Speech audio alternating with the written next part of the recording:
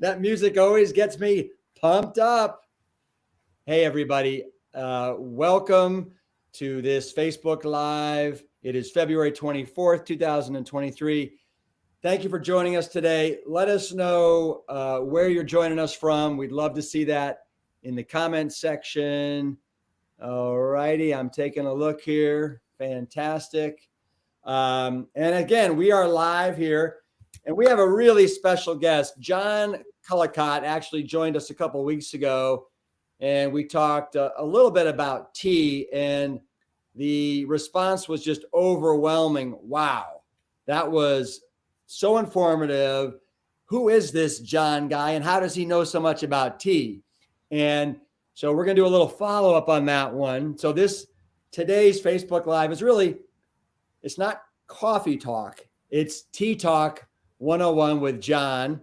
And, John's got a wonderful little presentation to share with you as well. John, if you could give our wonderful audience just a quick background on your history and why it is you are such a expert and connoisseur of tea.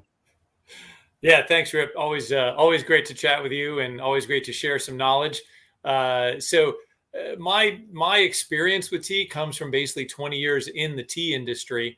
I kind of fell into it really not of my own directional choosing, but very good friend of mine was starting up a tea company, and I was able to provide some assistance in that arena. And we ran that company for 20 years. It's still going strong. And just through that time, traveling to different tea growing regions and spending that much time immersed or steeped, as we might say, in the world of tea, you just kind of get it through osmosis, but most of that knowledge has come from the actual people at the origins themselves, people growing the tea, planting the tea, processing the tea, and really gave me an incredible education. Yeah. So today, what do you want to impart on our audience? Because one of the things that I have found, over the last 20 years in our friendship is how much confusion there is around tea, how people think they know what tea is and what it does. Is it caffeinated? Is it non-caffeinated? And to me, the reality is it's almost, maybe not quite as bad, but almost as bad as, is there protein in plants? That's a common analogy. And you're absolutely right. And I think maybe if we do a few more of these, maybe like a Mythbusters episode for tea might be a really good thing to put on the calendar. Great. So today, what is it that you want to share with everybody? Yeah, so I thought maybe the place to start, if we're going to do a series on tea, maybe the best place to start is, where does it come from? How does it get into the shape and the form that you see in your tea bag? So I wanted to go directly to the soil and basically start from the beginning of the supply chain, the beginning of the process, and give a quick growing and processing walkthrough. Sounds fantastic. So we have, there we go. Got a little presentation here, and I'm going to fly through this. We don't have too many slides, but we do have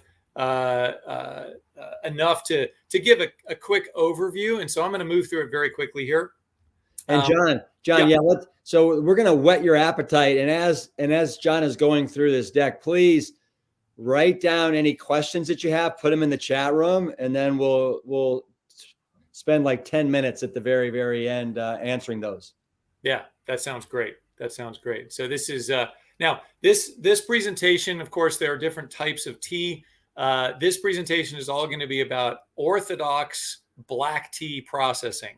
So when we get into that side of the presentation, you'll see that, and I'll talk briefly about some of the other types of tea, and maybe we can get into some more depth in some of those on a later presentation. So I wanted to start with this. This is a tea leaf.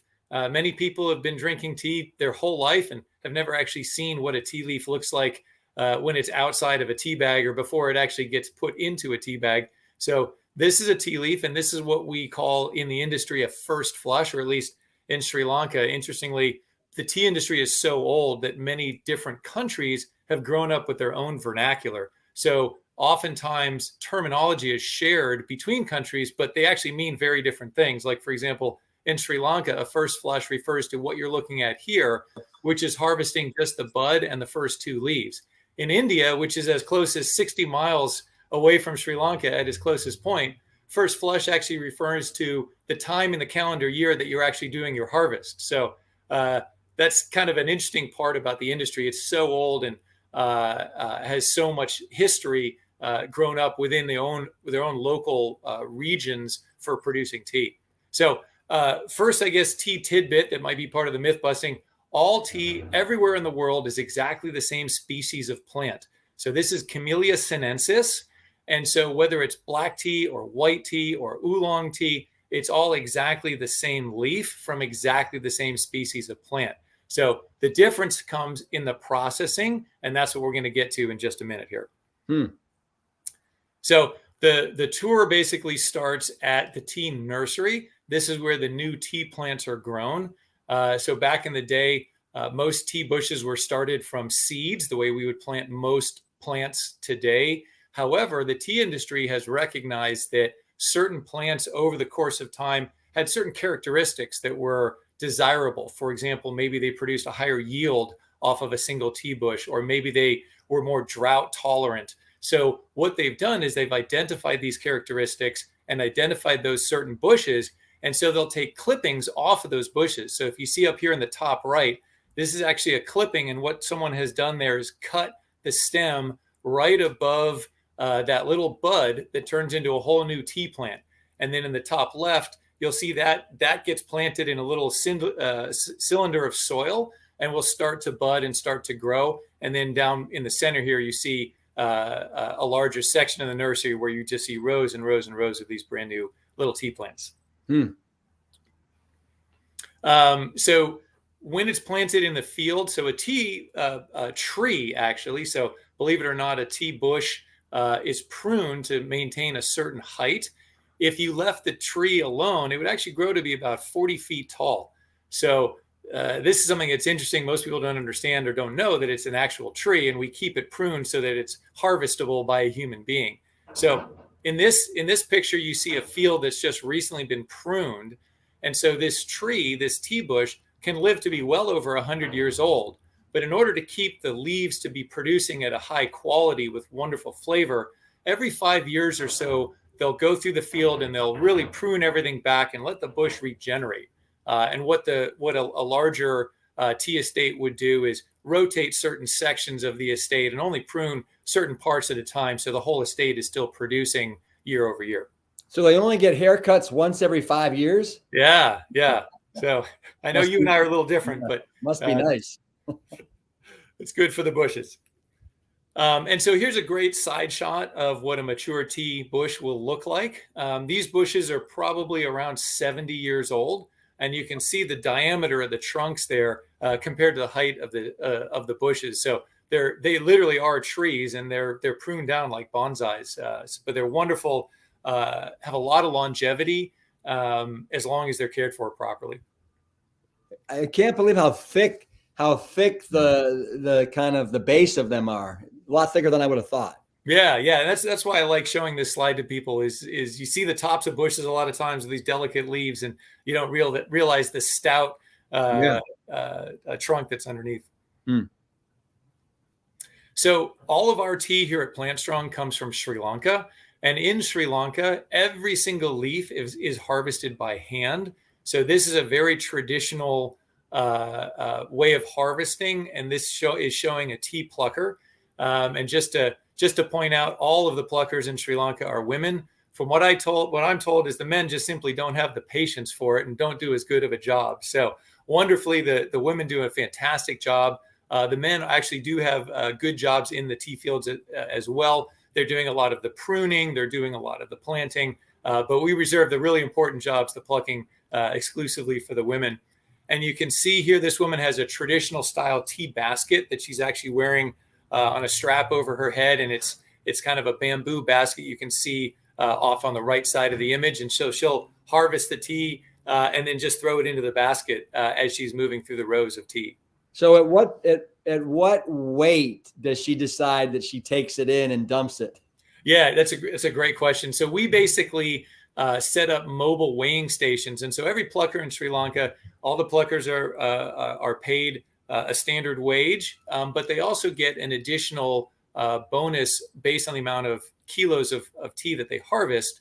So throughout the day, we'll set up these mobile weighing stations, and they'll get recorded down in their ledger how many kilos they harvest. So it's not like they're harvesting all day with this weight on their heads. So now, interestingly, the partner that we've chosen to work with in Sri Lanka to produce our tea has rolled out a number of very lightweight modern plucking baskets that actually have backpack straps. And some pluckers prefer this method that you see in this picture. Other pluckers have adopted a newer kind of lighter weight style backpack that they prefer, but it's nice that they have options.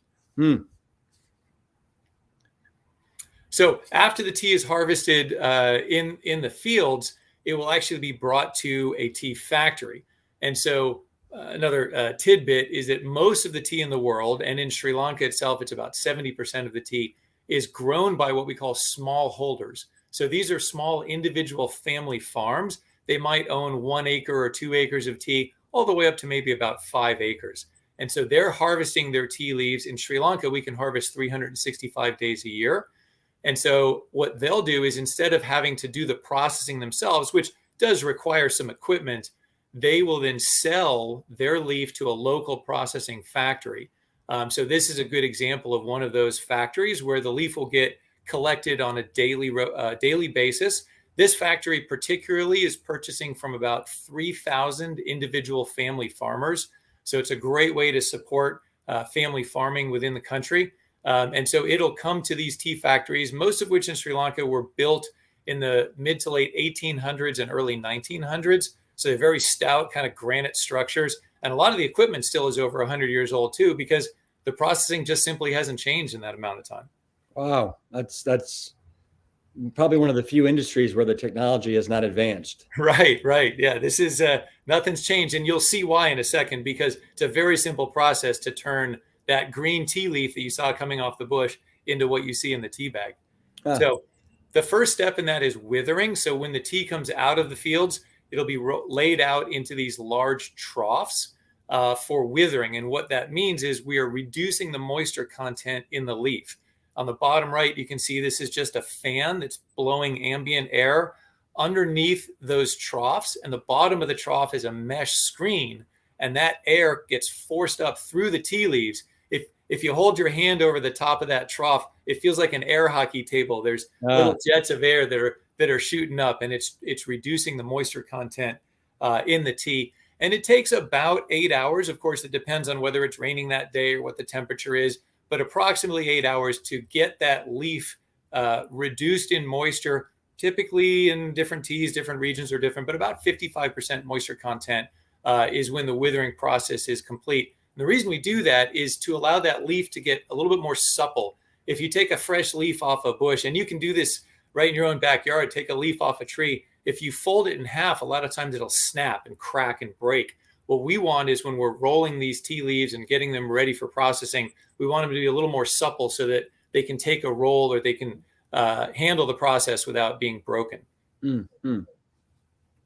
So the next step is rolling. And what this allows the tea to do is, and without getting into too much chemistry, and maybe we can do a quick one-on-one on that in the future as well. Basically, in a tea leaf, there's different layers of the leaf separated by a membrane. And in one layer are all the wonderful polyphenols that we all know about that exist in tea. And in another layer is an enzyme that allows the tea leaf and those polyphenols in the leaf to oxidize. So what we want to do is we need to rupture that membrane somehow without damaging the rest of the leaf. The way we do that is through rolling. And so you see here on the left is a traditional orthodox roller. There's a chute from up above. And so these tea factories, you saw they were multi-story. So the withering happens on the top layer. And then through gravity, they push the tea leaves down into these rollers. And on the right, you see this is what the disc looks like at the base of the roller. It's got these scalloped edges. And there's a pressure plate that goes on top. And so the shape of those scallops, the amount of pressure on the leaf, and how long the tea is rolled will determine what the end shape looks like of the leaf. And many of you have seen in loose leaf teas, there's some long, wiry leaves. There's some leaves that look like pebbles that are rolled like marbles. all of that can be done by changing these plates and selecting the type of roll that you want. But the rolling has a very important part to play in what the tea ends up tasting like. It's not just for looks. So what happens is when that leaf rolls, that's when that membrane between those two layers gets ruptured and allows the polyphenols and that enzyme to come into contact with each other. And that is what takes us to the next step, which is oxidation. And so in the tea industry, again, vernacular in the industry is oftentimes unique. And so this in the industry is called fermentation, although technically the process that's happening is oxidation. There is no fermentation taking place.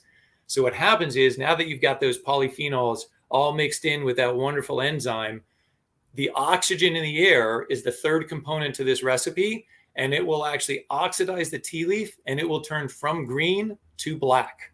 And that is what makes black tea. So in a different set of slides, we could go through green tea processing, but basically the difference between green and black tea is green tea is an unoxidized tea leaf and black tea is an oxidized tea leaf.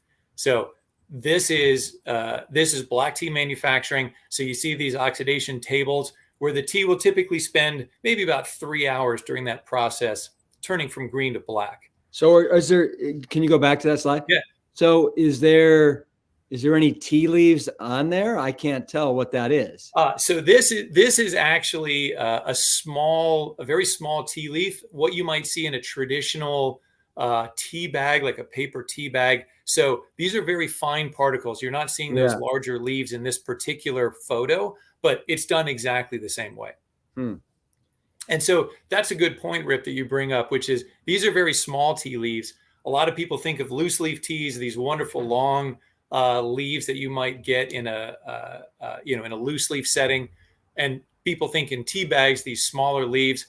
Generally, there's an opinion that the smaller leaves in the tea bags are not as high a quality, but that's just simply not true. Oftentimes, people will secure lower quality tea leaves for tea bags for certain markets, but there's really high quality tea that goes into tea bags in many parts of the world, and all of it is this smaller leaf size, so that when it's in a small tea bag, it can go into your cup and still infuse the proper amount of tea into the liquid. So let me repeat something you said. Did you say that black tea is oxidized and green is not oxidized, or was it the reverse? Yeah, that's correct. I hope I said it correctly the first time, but thanks for bringing that back up. Yes, green tea is not oxidized, and black tea is oxidized. So, but is there a preference? Like, is one more nutritionally stout than the other? That's a really good question. And let me give you just one little reference that people might think about more readily in your home kitchen. If you take a bite out of an apple and you leave it on the counter for 15 minutes, it starts to turn brown. That's the exact same process. That's just simple oxidation that's taking place on that vegetable or fruit.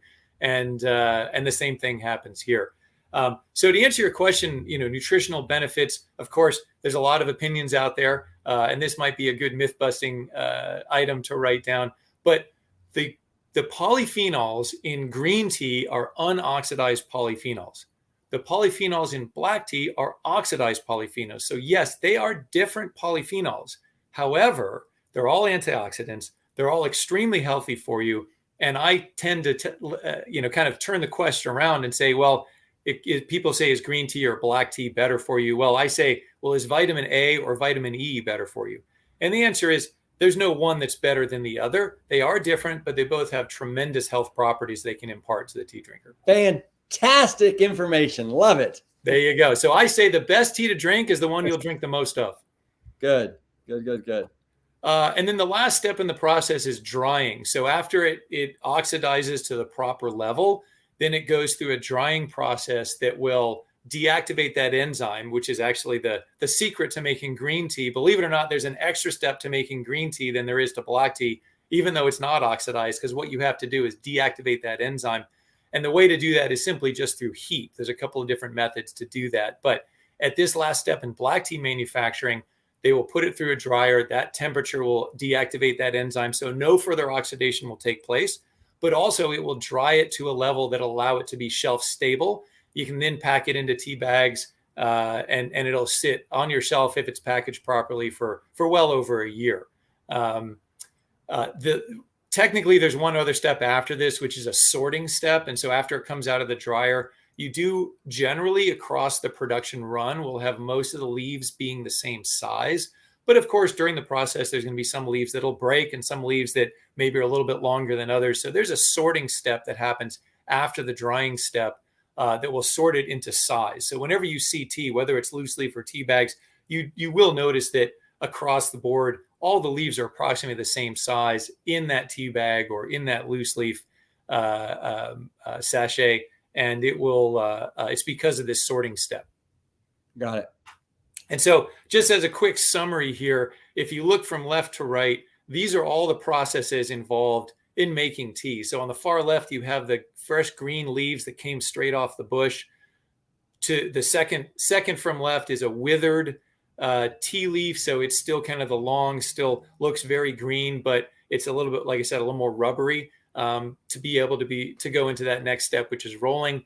Then you see a rolled tea leaf, and then a pre and post oxidized tea leaves. And these are the smaller leaves that you were talking about earlier, Rip, which is what we call in the industry a BOP, which is a broken orange pecco grade of tea. And so you can see the slightly greener hue and then the slightly browner hue.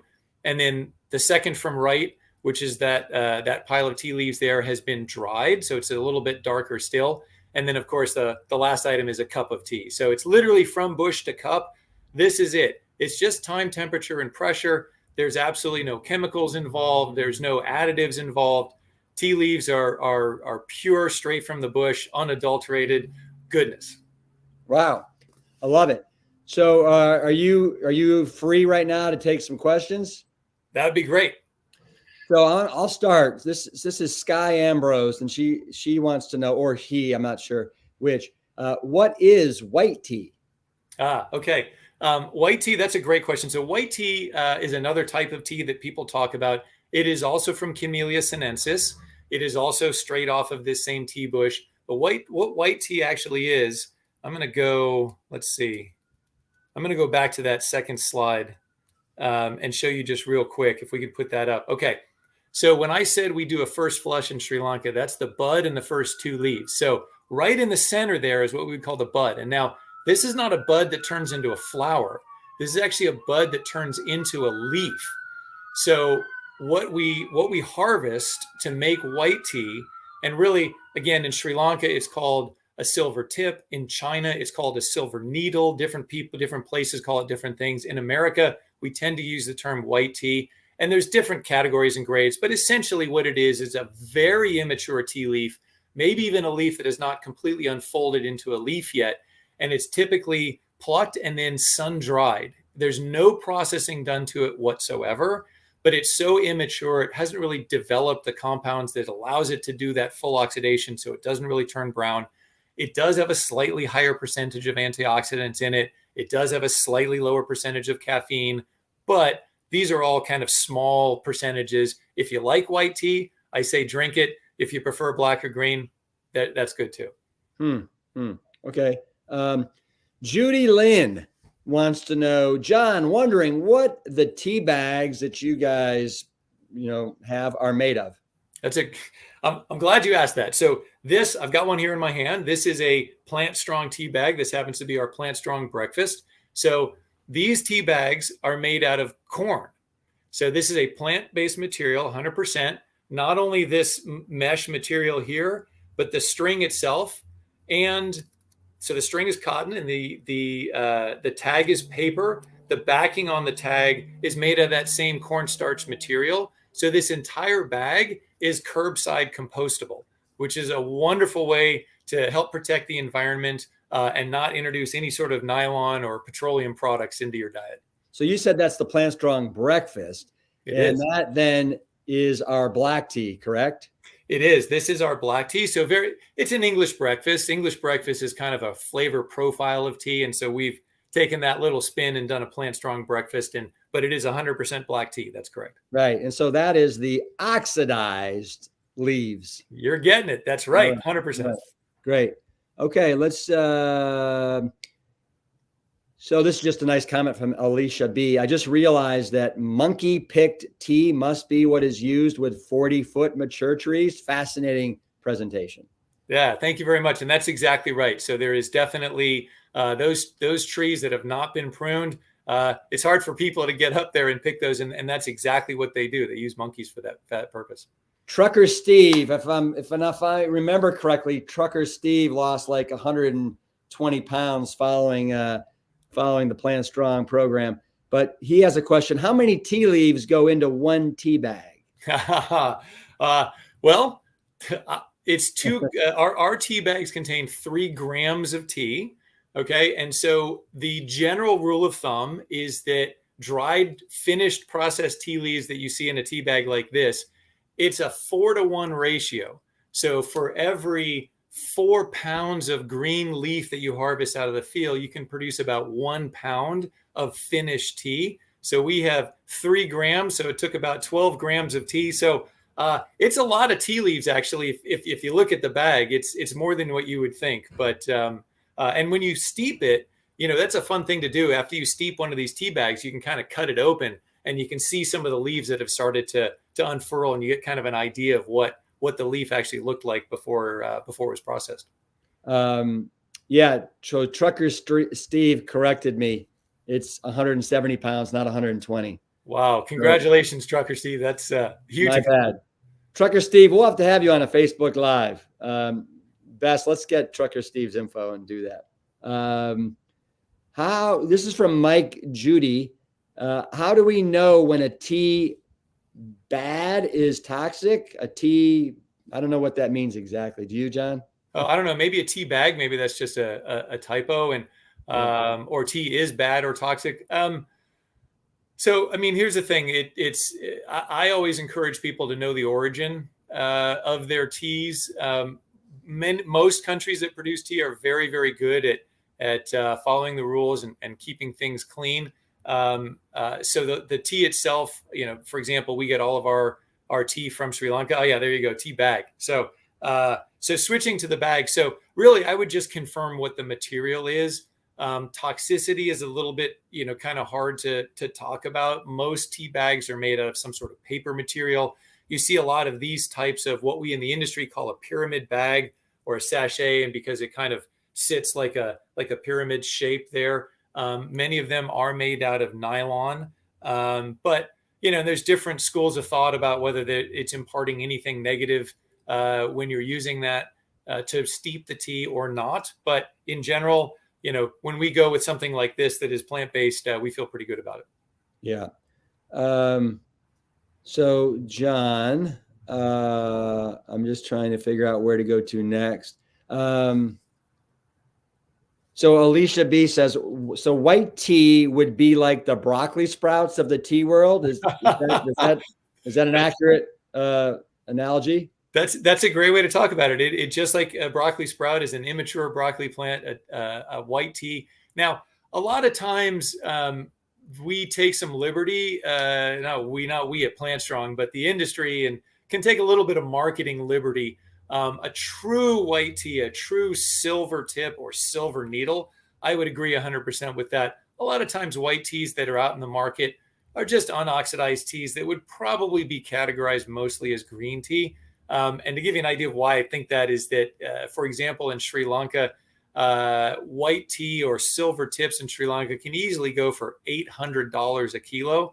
And that would make like a $10 tea bag. So the value in those hand-picked, sun-dried silver tips or silver needles that you might get from China, there's a lot of value in those, and you don't really see those in the market a lot. So, a white tea that you might find on a supermarket shelf, again, it's unoxidized. It's going to have a lot of those health characteristics. But I like the analogy with the sprouts. That's a good one. Yeah.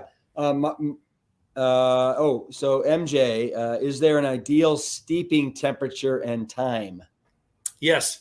Having been in the industry as long as I have, I've tried a lot of different steep times, steep temperatures for different types of teas. The general rule of thumb, and what I do in my home, I put a pot on the stove and I boil the water so it's 212 degrees. I pour it into my Plant Strong tumbler, and I'll put a tea bag in it for 4 or 5 minutes. Whether it's a green tea or an herbal tea or a black tea, I pretty much do the same thing, and I think they all taste great. The purists will tell you that green tea should be steeped at a slightly lower temperature and for a slightly shorter period of time than black tea. That's the general rule of thumb. And there's a funny expression in Sri Lanka, and translated in English, it's something basically like, if you think about a tea pot is what you brew the tea in, and a tea kettle is what you boil the water in.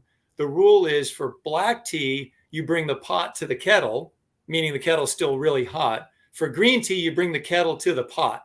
And during that time when you're walking it over, it cools down a little bit. So, but yeah. I think it tastes great. A full rolling boil has worked for me for all types of tea. But if you want to try it at a slightly lower temperature, let the water rest a little bit before you put the tea bag in, and let us know if you think the green tea tastes better that way.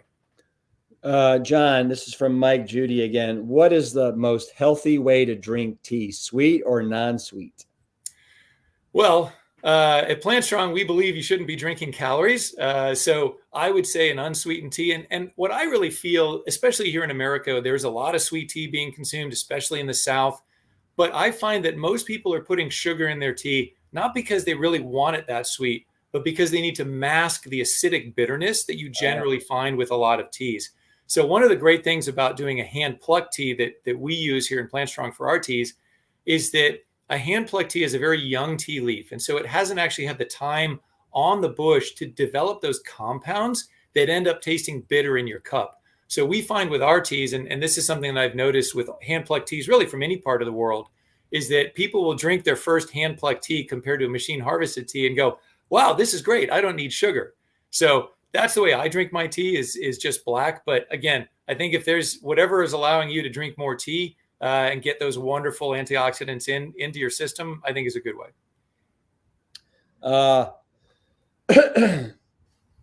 Marley Marr, who I think was on the last tea talk with you, has a question. They say that mushroom teas are not supposed to be at boiling. Do you know if that's correct? So this is an area outside of my expertise. So I know tea, I know Camellia sinensis, but mushroom tea, and maybe this is a good place to just really quickly interject that we actually do have some herbal teas as well at Plant Strong. And so when we're talking tea, when I say that word tea, I mean black tea, white tea, oolong tea. When we talk about something like a hibiscus tea or a chamomile tea, those are what in the industry we refer to as an herbal infusion. So we call them a tea. It's prepared the same way. So a mushroom tea would be another example of that. I don't know if there's a temperature issue related to the mushrooms that maybe causes an issue either with the flavor profile or maybe the extraction. So I would refer to whatever the manufacturer or the brand is suggesting in terms of steeping for mushroom tea. Okay, so Paul LeMay wants to know, what is decaffeinated tea? Okay. So decaffeinated tea is, and sorry to sound so short on this, it's tea that's had the caffeine removed. Same thing as coffee. So tea and coffee are two plants that have developed caffeine. In fact, people believe that the caffeine in a tea plant or a coffee plant is designed as a protective mechanism for the plant, that insects might not like it when they consume it. So interestingly, tea and coffee developed or evolved so long ago on the family tree of life that they both developed caffeine independently. So tea and coffee are not really related species of plants. They split off of an ancestor many millennia before that. But what's really interesting about the caffeine in tea and the caffeine in coffee is the molecules actually bound a little bit differently. So in coffee, we're all familiar with that kind of energy spike and then a little bit of that crash. But when you drink tea, because the molecule is different, you don't get the huge quick rush right at the beginning, and the caffeine will smooth itself out. You don't really get that crash from drinking tea, even though it might have a similar amount of caffeine depending on how much you brew or how much you drink. But the answer to decaffeinated tea is just simply a process to remove the caffeine from tea. There's a couple of different processes, sodium washing, there's carbon dioxide methodologies, but really what it's doing is it's taking that one compound out of the leaf and leaving as much of everything that was left in that leaf remaining for you to be able to consume. Now, all herbal teas, they do not contain caffeine. Caffeine is a rare compound in the plant world. So rooibos teas or hibiscus teas, chamomile teas, they're all 100% caffeine free naturally without having to decaffeinate them. Yeah. John, we're going to take one more question and then we're going to shut it down for today so that we have lots more information to talk about at our next Tea Talk. But I think this is a great question to end it on. It's from Judy Lynn that wants to know, why don't you guys use organic teas? Well, to not turn this into a longer conversation, the simple answer is that because we know the origin of our products and actually have visited the factories where these products are produced, and we understand the laws in the country in which the teas are grown, we feel very comfortable about the cleanliness of the teas. And so organic, I support organic farming, I support organic products. But one of the reasons that I support conventional teas, especially teas from Sri Lanka, is because of how cleanly they're grown, how often they're tested for pesticides and heavy metals, and always test to a level of safety that makes me comfortable. But it's also because of the farmers. And whenever I talk about tea, I always like to bring it back to the original people, the people that are putting the bushes in the ground, harvesting the leaves off of the bushes. And in organic farming, in the world of tea, is extremely challenging because it dramatically reduces the yield for the farmer and it dramatically increases the cost. And because globally there's not a large interest in organic tea, certain things there's a lot of interest in organics. Organic apples are a big business, but tea is kind of like wine. There's just not a lot of organic wines out there, and there's not a lot of demand for organic teas. So we're really looking to try to support the industry and support the farmers, as well as making sure we have a product we're comfortable with consuming. And for that reason, for right now, at least, the Plant Strong teas are not certified organic. Yeah. And of course, all these questions are coming in, so I can't stop because Alicia B wants to know, so your teas are basically what we call eco-farmed in the US? No. Yeah, well, I'm actually not familiar with eco-farmed in terms of what the parameters would be for that. But, without getting into too much detail, there are a lot of very common, very traditional agrochemicals that are actually banned in Sri Lanka. You can't use them. The Sri Lanka Tea Board is extremely rigid in their application of the rules for tea in Sri Lanka. And so it is a very minimal use of pesticides, which oftentimes a field can go years without any pesticides applied to it. But if it is applied, there's actually a set of rules that ensure that whatever is actually utilized doesn't actually end up on the tea leaves. And maybe that's a discussion for something that's a little bit later. But we feel very comfortable, again, with the cleanliness of the product and the lack of use. And really the predominant compound that's used in Sri Lanka is actually copper oxychloride, which is nothing other than just a mineral that's actually laid down on the roots of the bush right after the monsoon season, just so there's no fungal growth on the bush. So none of that actually even touches the leaves. So it's a very clean process, and we feel that it's a very safe process as well. Yeah. So listen, really appreciate everybody tuning in today. As we close out, John, do you recommend a resource guide or a book that explains a lot of what you've talked about today? Wow, that's a great question. Or have you written a book? Somebody wants to know. I don't know. Maybe I'll get some tips from you, Rip, if I ever decide to do that. But honestly, I was just so fortunate to have gained this education, literally standing shoulder to shoulder with the people that learned it from doing it as a profession for their whole careers. So I didn't really pick it up from books. I'm sure there's some good books out there, but I really appreciate the question, because what I'm going to do is put it on my homework list, and I'm going to look around and see if there's some good resources that we can recommend the next time we do this. Fantastic. All right, everybody. Hey, we hope that you enjoyed this Tea Talk with John.